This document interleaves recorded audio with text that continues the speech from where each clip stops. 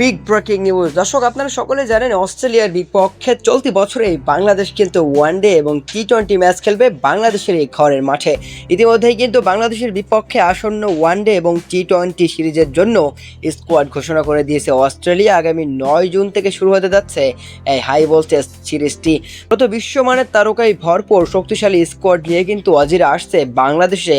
কাগজে কলমে কিন্তু তারা বেশ শক্তিশালী, যদিও এই স্কোয়াডে কিন্তু নেই প্যাট কামিন্স, জস হেজলউড এবং মিচেল স্টার্কসের মতো তারকা পেসাররা। কেননা কিন্তু ইতিমধ্যে এশিয়ার এই সফরে তাদেরকে বিশ্রামে রাখা হয়েছে। তরুণ পেসারদের সুযোগ করে দিতেই কিন্তু এই সিদ্ধান্ত নিয়েছে অজি টিম ম্যানেজমেন্ট। আর অভিজ্ঞ এই 3 তারকা মনোযোগ দিচ্ছেন আসন্ন ওয়ার্ল্ড টেস্ট চ্যাম্পিয়নশিপের প্রস্তুতিতে, সেজন্য কিন্তু তাদেরকে এশিয়ার এই সফরে দেখা যাবে না। তারপরেও কিন্তু অস্ট্রেলিয়ার ওয়ানডে এবং টি-20 যে স্কোয়াডটা ঘোষণা করা হয়েছে সেখানে কিন্তু দারুণ কিছু ক্রিকেটার রয়েছে যারা টাইগারদেরকে রুখে দিতে পারে।